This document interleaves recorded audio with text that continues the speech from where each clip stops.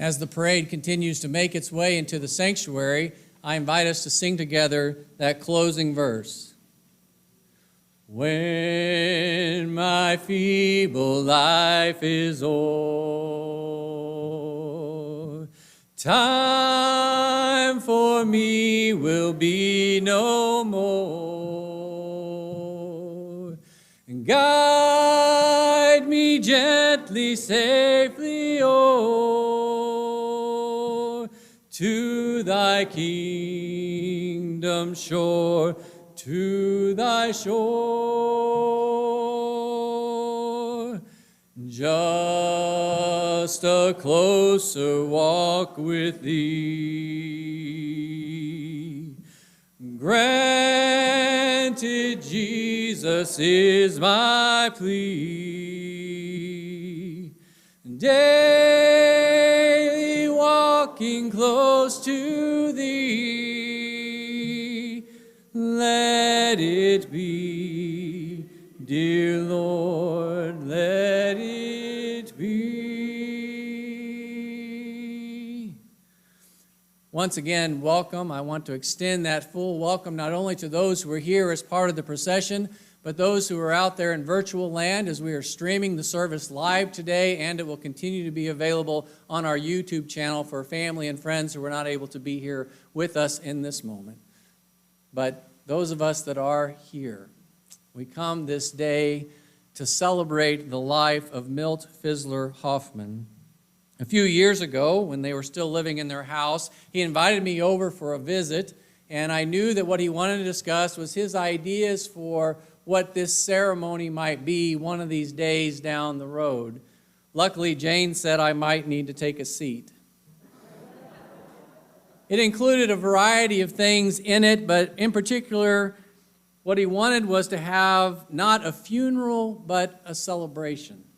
A celebration with friends and family gathered that would begin with this New Orleans-style processional inn. I'd like to thank our brass players today, Adam Smith and his daughters Molly and Allison, and Milt's grandson Quentin. Later at the end of the service, we will have a recessional where we will do, once again, making our way into the fellowship hall, dancing, if that's what Jane wants. We want a full party atmosphere where Milt has yet another surprise in store for us. But for now, as we gather in this time, I want you to know in a few moments I'm going to invite anyone that wants to come up and share a brief story of something that you remember about Milt to do so at the microphone here in the middle. But first, we're just going to look at a life in pictures.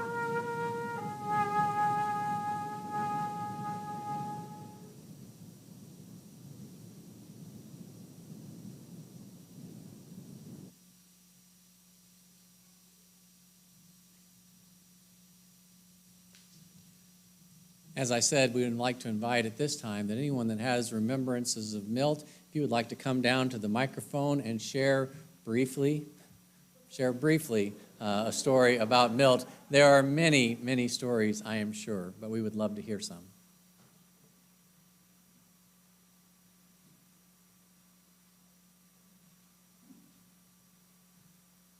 Is this on? Probably. Okay. Well, it's hard to follow, so I don't know what else you can say about a life like that. But Connie and I had the joy of traveling with Milt and Jane several times. And, one of our trips was to Alaska. And just to backtrack a little bit, Milt, found out about Milt is a thrifty fellow. He also liked, if it was free, the better. We would go out to Foxwood and, he would certainly buy you a cup of coffee, but it was free right there, so why not take advantage? Why not take advantage of that? He had a BP credit card, and so thrifty shopper that he was, he built up points on that, and he would get gas with about 19 cents a gallon or something, I think, at one time. And he would share those with us if he had left over. But anyway, on our trip to one of our trips to Alaska, we just arrived in Anchorage, and there was a restaurant there, a tent that we was eating in, and we were talking about different things. And I think Milton mentioned there's somebody that we were from Raytown, Missouri, and sure enough, somebody overheard the conversation. And while we were eating there, and the other gentleman had left, he had come over to talk to us. He used to live in Raytown, so he'd come over and talk to us. And when he left, a bottle of free wine showed up. That was okay. So from then on, when we would go someplace, Milt would make it a point to say, "We're from Raytown, Missouri." Hoping against hope that maybe something else would show up. Another trip we took to Las Vegas. And I don't think Jane remembers this, but Connie and I certainly do. Milt liked to play the slot machines. I didn't know that, but I think the nickel machines are what he played. But he would wander over there and make an acquaintance with one of them from time to time. And we happened to be going from one place to another, and in this kind of like a parking lot or something, there was a payphone. I know some of you don't know what a payphone is or how to use it or whatever, but that was before cell phones. And so we needed to make a call, and we was going to use that payphone. And the deal is, for a payphone, you put in your money first, and you get a dial tone, then you dial, and then they tell you to put more money in so you can make whatever the call is. Well, I don't remember who put the coin in, but to make the story more interesting, Connie says, you can say Milt did. So he put the coin in, and good gosh, money just kept rolling out of the payphone. So we thought, yep, Milt hit the jackpot. So just a few things about Milt I really enjoyed, and Milt. Whatever this last trip took you to, I hope the beer's free. There's a lot of free stuff there, and thrifty as you are, I hope the slot machines are good to you.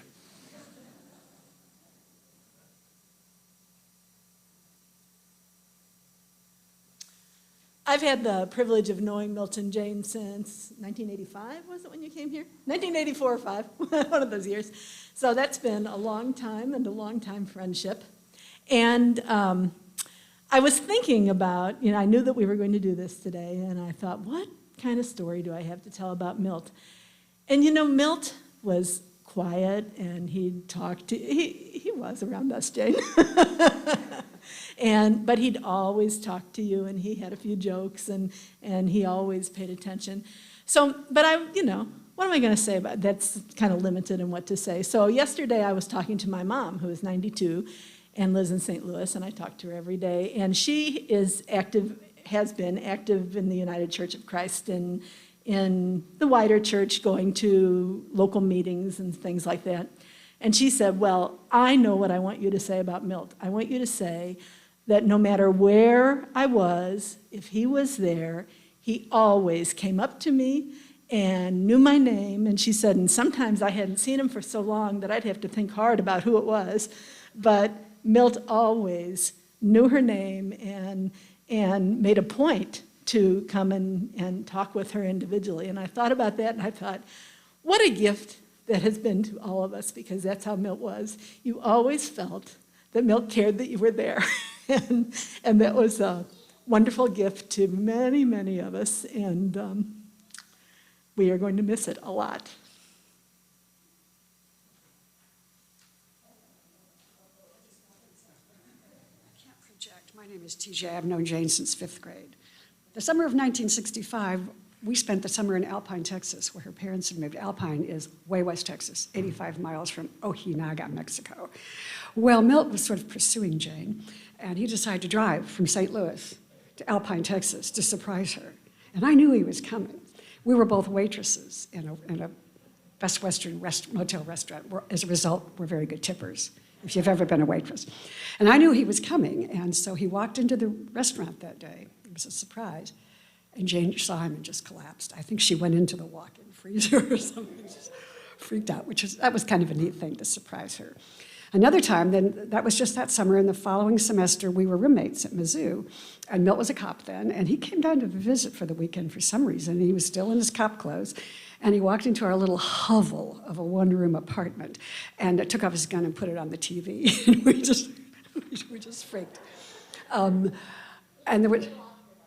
Well, but yeah, but anyway, but Milt was pursuing her. And the one other thing, and I seem to remember this happening at my house.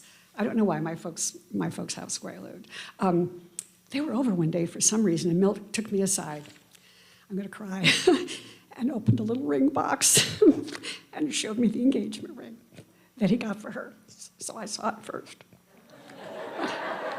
What a love.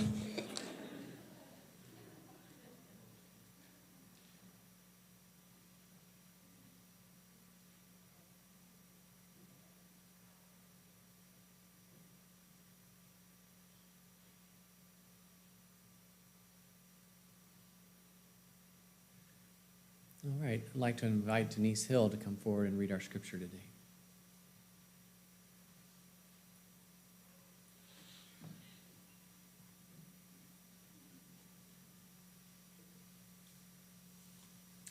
These pictures and these stories tell about love, and so does this text that I'm to read.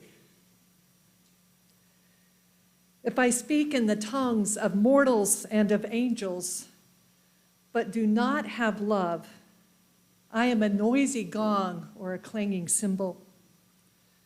And if I have prophetic powers and understand all mysteries and all knowledge, and if I have all faith so as to remove mountains, but do not have love, I am nothing. If I give away all my possessions, and if I hand over my body so that I may boast, but do not have love, I gain nothing. Love is patient. Love is kind.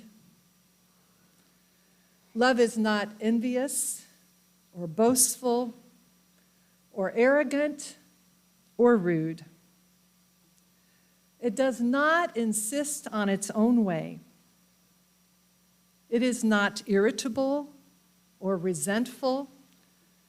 It does not rejoice in wrongdoing, but rejoices in the truth. It bears all things, believes all things, hopes all things, and endures all things. Love never ends. But as for prophecies, they will come to an end. As for tongues, they will cease. As for knowledge, it will come to an end. For we know only in part, and we prophesy only in part. But when the complete comes, The partial will come to an end. When I was a child, I spoke like a child. I thought like a child. I reasoned like a child. When I became an adult, I put an end to childish ways. For now, we see in a mirror dimly, but then we will see face to face. Now I know only in part, but then I will know fully, even as I have been fully known. And now faith, hope, and love abide, these three. And the greatest of these is love.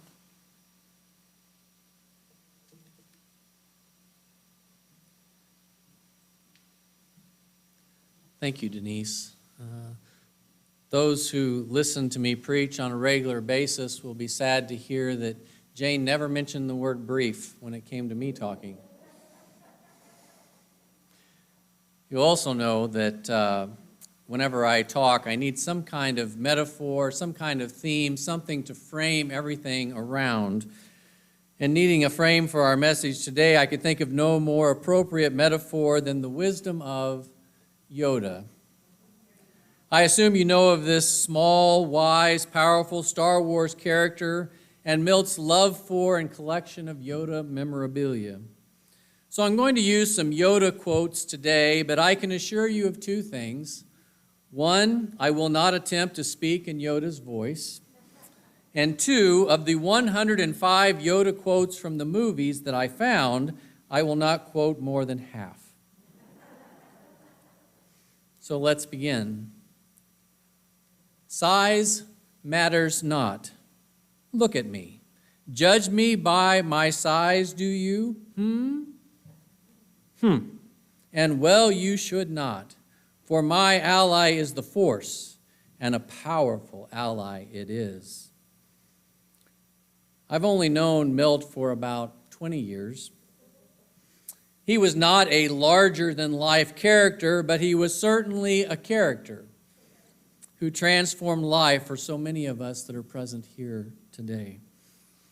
Milt had the gift to be anywhere with anyone, and I want to emphasize the word with, truly with. As someone who was always thinking of ways to help others, Milt was truly a servant. Yoda, despite being so small, was Star Wars' leading spiritual character.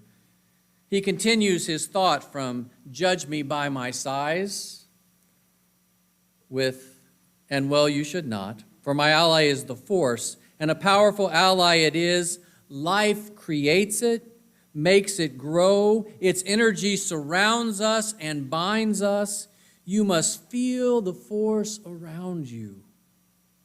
Here, between you and me, the tree, the rock, everywhere. The Force has always been a fascinating concept for me since these movies first came out when Mark and Amy and I were just kids. The Force seems to be a power that undergirds and weaves together the entire universe. But in the Star Wars universe, the Force is some kind of neutral power that can be used for good or evil. In Christianity, this force is called love. But it is in no way neutral. According to Paul, your life can be charismatic, brilliant, expansive, boastful. But if that life does not have love at its source, then it is all for nothing. Jesus said that life requires two things: love of God and love of neighbor. This is the force. Love makes the world revolve and evolve toward God's goal. But oftentimes, my own living, and maybe your living, betrays our Christian beliefs and screams like Luke Skywalker, "I can't believe it!" To which Yoda simply replies, "That is why you fail." But Milt clearly believed in this force of love that shaped his life, a force that he used to help shape the life of others. Most of you know that Milt served as a police officer, a job that can be fraught with peril and requires a keen use of discernment. Yoda said, "To be Jedi is to face the truth and choose, give off light or darkness. Padawan, be a candle or the night."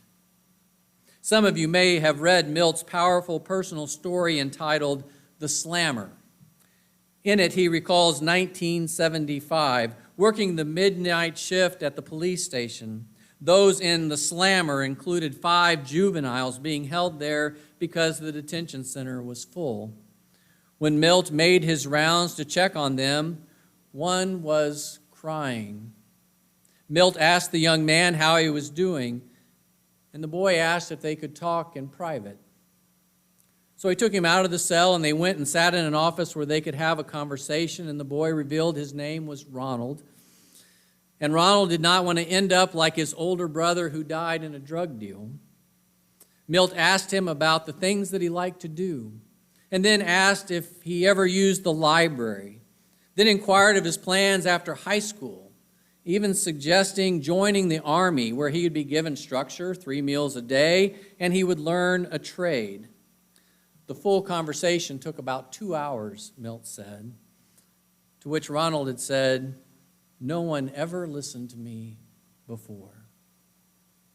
3 years later, a fine-dressed young man came into the station and asked Milt if he recognized him. "No, a lot of people pass through those doors." "Well, do you remember the night of March 17th, 1975? And Milt's like, "I don't think so." To which the young man said, "Well, that date is the day that changed my life because of you. You listened to me and you encouraged me. I began to go to the library almost every week. I began to hang out with different people and stayed out of trouble. I graduated from high school and noticed an Army poster, and I remembered that you had suggested I consider serving because it would give me discipline and a job. So I went to boot camp, continue to serve this day, and now I'm learning the skills of a car mechanic." Still worried about his younger brother and other kids in the neighborhood, the young man said, "I hope they come here on a night when you are working, and you can connect with them as you did with me." When the young man left, Milt just sat there for a few minutes and thought, maybe this is why I became a police officer. As Yoda says, many of the truths that we cling to depend on our point of view. And no longer certain that one ever does win a war I am, for in fighting and bloodshed already lost we have. And this hard truth, you must unlearn what you have learned, and then always pass on what you have learned.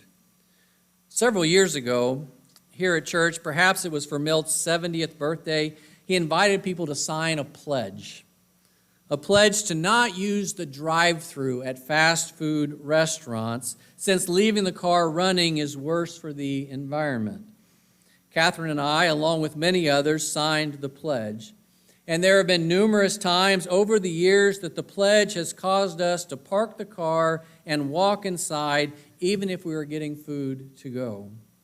Then, when we purchased a hybrid car that actually would rest silently if we sat in the drive-through lane and just run on the electricity and not on the gas, we thought maybe we had found a loophole to the pledge. But considering it, we still decided to park and walk in and serve as an example for those who care about the generations that are still yet to come. The only times we've broken the pledge have been during this pandemic, when only the drive-through has been open. But the pledge remains with us as we try in all cases to honor Milt's wishes, which leads to one of Yoda's most famous lines, "Do or do not. there is no try. One of the amazing things many of us have noted about Milt was the strength and peace with which he navigated life while dealing with Parkinson's and chronic leukemia.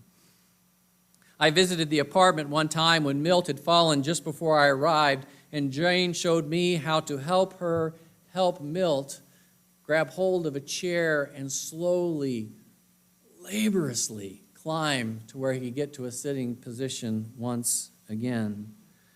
I know that he could be frustrated, but Milt continually exuded hope and joy in circumstances that would drive many people to fear and anger. Perhaps he leaned on Yoda's wisdom. Fear is the path to the dark side. Fear leads to anger. Anger leads to hate. Hate leads to suffering. Milt not only had peace for himself, but was also able to convey that to others. With his children and grandchildren and others, Milt was able to be completely present and engaged, wanting to help in any way he could, knowing how easy it can be to give in to fear or despair. As Yoda said, yes, afraid. Surprised are you? A challenge lifelong it is, not to bend fear into anger. I believe that one of Milt's greatest gifts was wonderment. Wonderment, the ability to keenly observe, question, and be in awe of life. I can think of many times that he started a conversation with, "Have you ever noticed?" Or, "I wonder what would happen if." This gift of wonderment takes us beyond the stark realities around us to ponder new possibilities. During Milt's last time in the hospital following his fall, Mark recalls how Milt kept talking about his grand vision for when he finally won the lottery, a Mississippi cruise with family and friends. The list of invitees included many of the people around him, his caretakers included, and probably everyone here in this moment. And the details of Milt's wonderment included gift bags for everyone, all the travelers, specifically a real tote bag, not some cheap piece of plastic that would just be thrown away. As Yoda says, truly wonderful the mind of a child is. Note, not a childish mind, but a mind that never closes to wonder and awe. But alas, such a life is not forever. Milt lived and loved for 78 years. His idol, Yoda, lived over 800 years, recognizing, soon I will rest. Yes, forever sleep. Earned it I have. Twilight is upon me. Soon night must fall. Again, Yoda was connected to the Force. Likewise, Milt was connected to the source of love which holds us beyond this existence. 1 Corinthians 13 says it this way, "For now we see in a mirror dimly, but then we will see face to face. Now we know only in part, then we will know fully, even as we have been fully known." And Yoda may actually agree, saying, "Luminous beings are we, not this crude matter. Much to learn you still have, my Padawan. This is just the beginning." And in this mysterious nugget of wisdom, death is a natural part of life.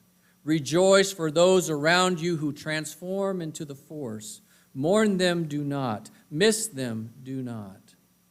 Or as our own ancient text says today, love bears all things, believes all things, hopes all things, endures all things. Love never ends. And now faith, hope, and love abide, these three, and the greatest of these is love. Please join with me in prayer.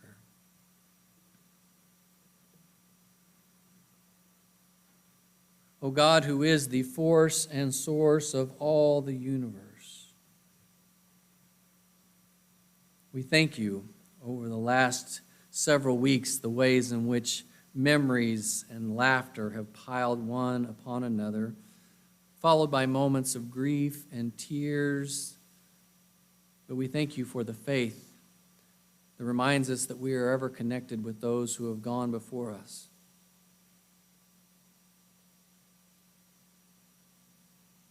We thank you for the gift of knowing someone like Milt,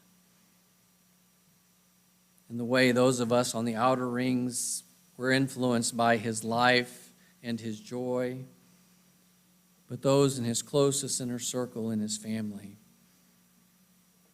for the kind of love that they know will never go away. Strengthen us in this moment, that we might be courageous to step out into this journey of life once again,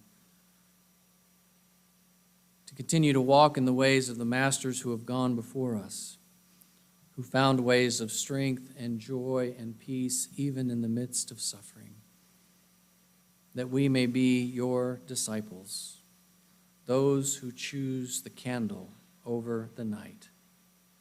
In the name of Jesus the Christ we pray. Amen. I know that Jane wanted to say a couple of words, but before we get to there, I know that many of you may not even know how Milt and Jane met. She shared this with me, and hard to believe, but they met because of chicken pox. Chicken pox. Milt had it, and his girlfriend of the day was too leery of going out with him soon after his recovery, and so he was set up on another date. Jane was in St. Louis that weekend with her roommate from Mizzou.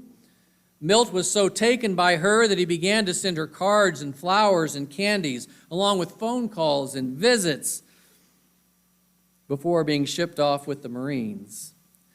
Jane, with little dating experience at the time, asked the house mother there what to do. And she replied, "Dear, there aren't many like him around. Don't lose him." So Milt and Jane always figured they have chicken pox. To thanks for many, many years of a treasured friendship, loving marriage, 2 great kids, 5 wonderful grandkids. Reminds me of a poem by Quan Tao Jing from the 13th century. Take a lump of clay and wet it and pat it and make a statue of you and make a statue of me. And then shatter them and clatter them and add some more water and break them and mold them into a statue of you and a statue of me. Then in mine there are bits of you, and in you there are bits of me, and nothing shall ever keep us apart.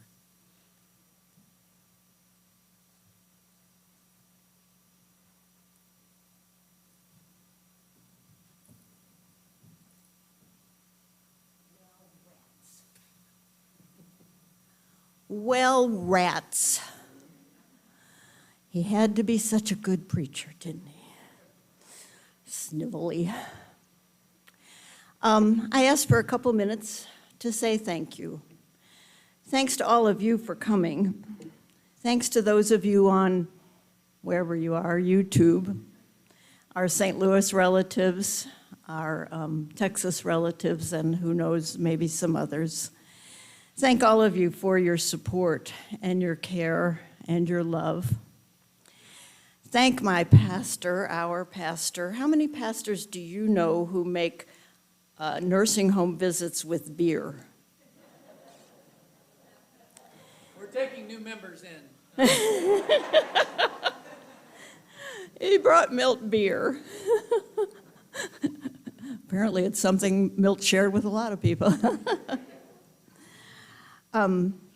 I want to thank the church folks here. I want to thank Kristen for making it possible to stream. The folks in the fellowship hall, and more about fellowship hall in just a moment. I want to thank my wonderful family, Snivel,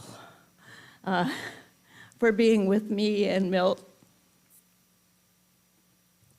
Okay.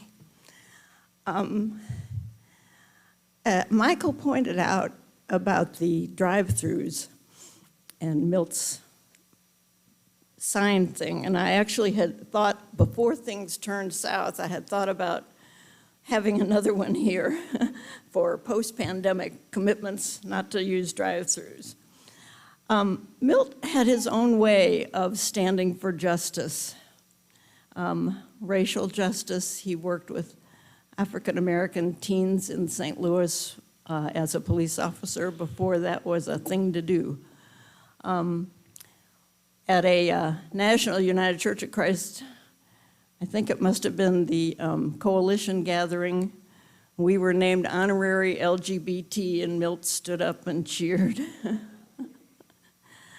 So he had his own way of caring about and doing justice, and it has been my privilege to share that life with him. So I don't blubber more. I'm going to stop and talk about food. We have 220 White Castles in the fellowship hall. No one leaves without a White Castle.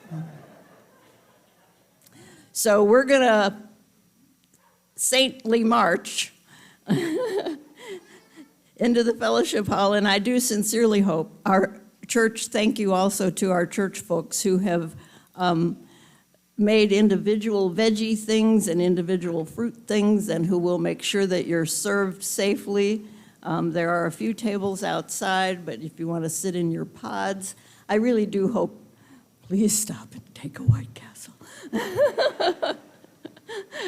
It was what Milt wanted for his reception, for this reception. So thank you for loving him, for loving me, and for loving our family. Thank you very much for being with us.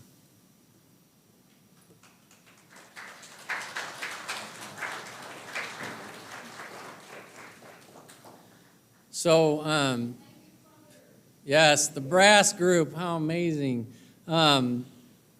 One of the things that happens in the Star Wars movies is those Jedi who have passed on somehow or another at either times of celebration or times of great need kind of show up as these ghostly figures.